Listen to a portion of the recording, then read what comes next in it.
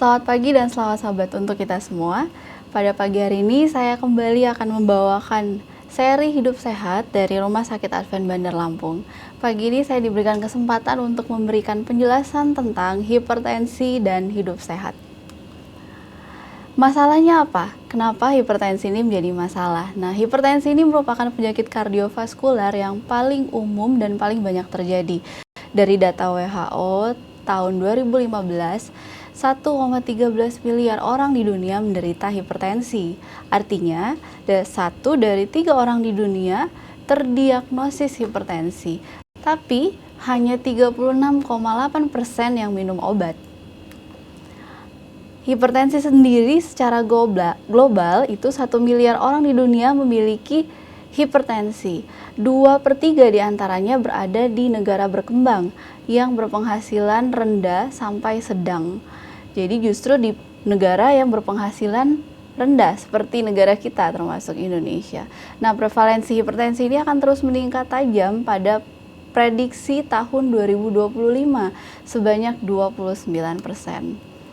Nah, berdasarkan juga data di Indonesia, Riskesda, prevalensi hipertensi di Indonesia itu tahun 2013 sebesar 25,8%.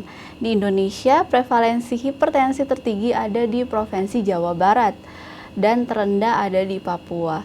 Nah, berdasarkan data SRS 2014 juga menunjukkan hipertensi dan komplikasinya sebagai penyebab kematian nomor 5 terbesar di Indonesia. Inilah alasan kenapa kita harus belajar tentang hipertensi. Nah, di Indonesia sendiri, saya mengambil slide ini dari gerakan masyarakat dari Kemenkes Indonesia. Hipertensi sendiri dari 25,8 orang yang mengalami hipertensi, hanya 1/3 yang terdiagnosis, sisanya itu tidak terdiagnosis. Dan data menunjukkan hanya 0,7% yang minum obat hipertensi. Hal ini menunjukkan bahwa sebagian besar penderita hipertensi itu tidak menyadari kalau mereka memiliki hipertensi. Bahkan mereka tidak minum obat sama sekali. Oleh sebab itu, saya memberikan klasifikasinya. Apa sih sebenarnya definisi dan klasifikasi dari hipertensi? Hipertensi itu adalah suatu keadaan di mana tekanan darah persisten di atas 140/90 mm Hg, di mana dia juga sering disebut dengan silent killer. Oleh karena penderita hipertensi itu sering tanpa keluhan, sehingga nanti pada saat sudah ada komplikasi baru terlihat dia menderita hipertensi. Hipertensi sendiri dibagi atas 3 stadium.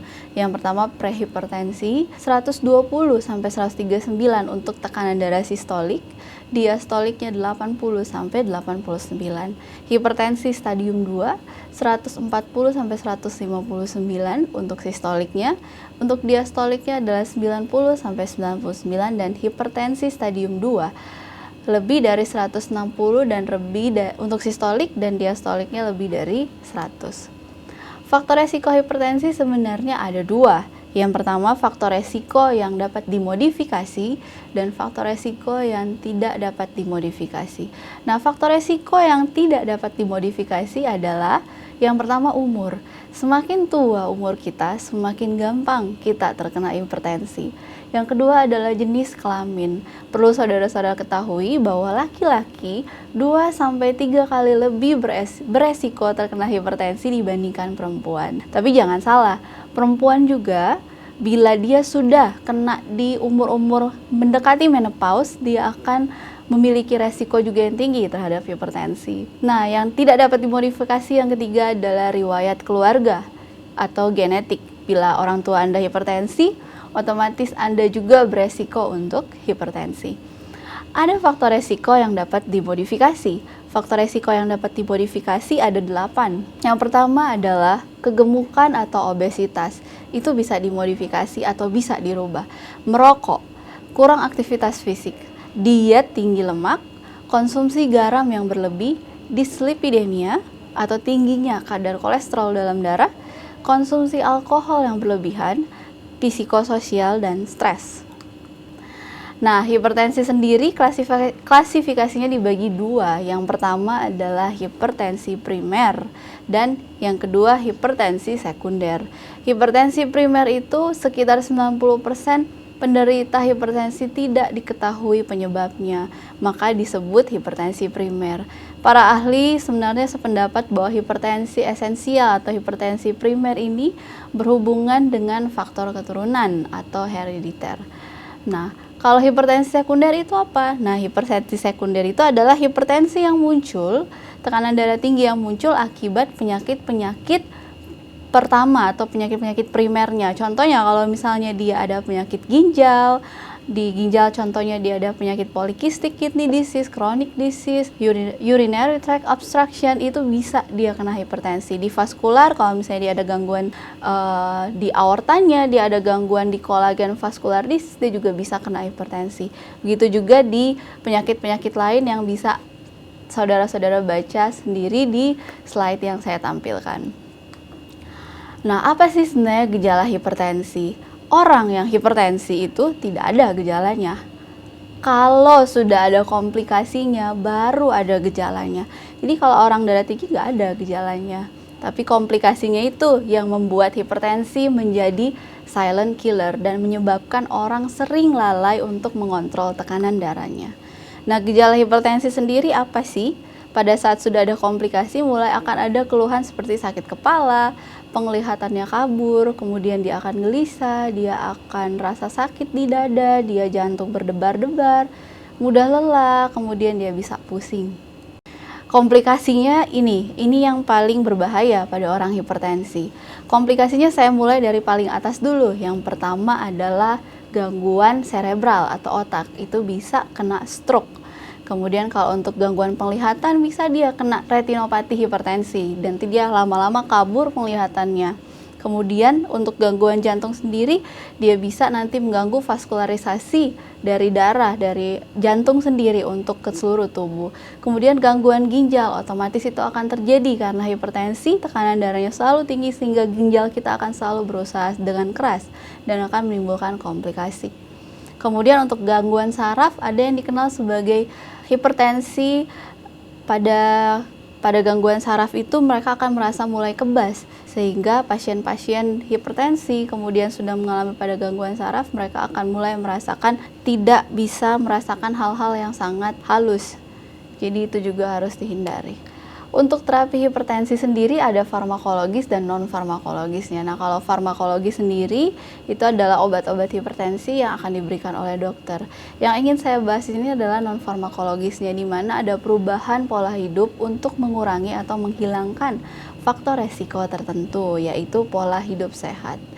Tujuan dari terapi hipertensi sebenarnya adalah untuk mencegah jangan sampai terjadi komplikasi. Tapi ingat yang ingin saya tekankan di sini, bagi Bapak Ibu yang memang sudah memiliki hipertensi, tolong tetap mengikuti anjuran dokter dalam meminum obat hipertensi. Tidak masalah kita mengikuti pola hidup sehat, tapi tetap anjuran dokter dalam obat hipertensi harus diikuti. Oke, saya ambil dari Ministry of Healing halaman 127, penyakit itu adalah upaya alam untuk membebaskan sistem dari kondisi yang diakibatkan oleh pelanggaran hukum kesehatan.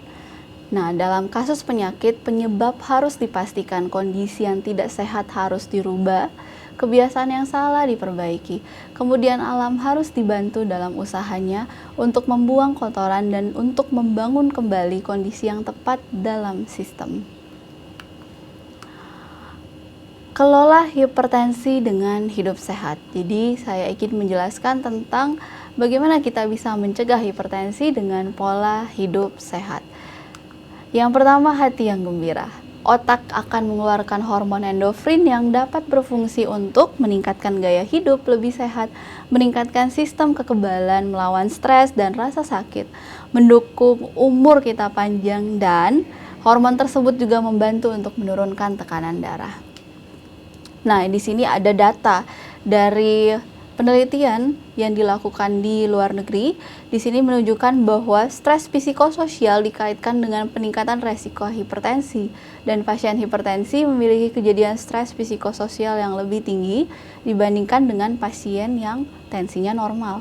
Berdasarkan meta-analisis tersebut, stres psikososial kronis dapat menjadi faktor resiko dari hipertensi. Yang kedua adalah istirahat yang cukup. Kurang tidur bisa menyebabkan hormon leptin terganggu sehingga menyebabkan rasa lapar yang tidak terkontrol. Nah, kurang berenergi jadi malas berolahraga, pola makan yang buruk, dan itu semua adalah faktor resiko dari hipertensi yang juga bisa membuat kita stres, dan itu juga menjadi faktor resiko hipertensi. Jadi kita harus istirahat yang cukup. Di sini juga ada penelitian yang menunjukkan bahwa mekanisme yang menghubungkan gangguan tidur dan penyakit kardiovaskular. Hiperaktif simpatis tampaknya memainkan peran mendasar dalam mendukung mempertahankan peningkatan nilai tekanan darah. Nah, beberapa mekanisme juga terbukti berefektif dalam meningkatkan resiko kardiovaskular apabila kita kurang istirahat. Nah, ini dia salah satu penelitiannya bahwa ada efek dari insomnia pada pasien-pasien dengan penyakit jantung juga.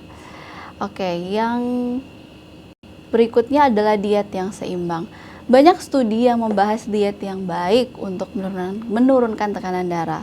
Contohnya ada Mediterranean diet, yang paling terkenal itu ada yang namanya DASH diet.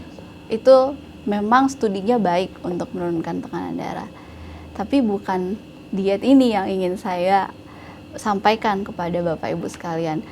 Diet yang seimbang ingin saya sampaikan ada di dalam Kejadian 1 ayat 29, di mana Tuhan mengatakan, "Lihatlah aku memberikan kepadamu segala tumbuh-tumbuhan yang berbiji di seluruh bumi, dan segala pohon-pohonan yang buahnya berbiji, itulah yang akan menjadi makananmu." Ini adalah Daniel dan teman-temannya pada waktu mereka ditawan ke Babilonia.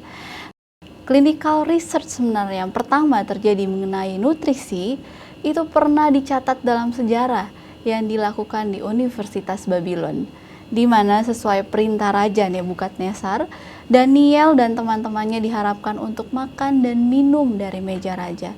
Meja raja itu berisi makanan seperti daging-dagingan, anggur, atau wine. Namun sejarah mencatatkan bahwa Daniel dan teman-temannya dari hati mereka menolak makan dari meja raja dan meminta Melsar atau orang yang bertanggung jawab atas mereka untuk meminta alternatif makanan yang lain.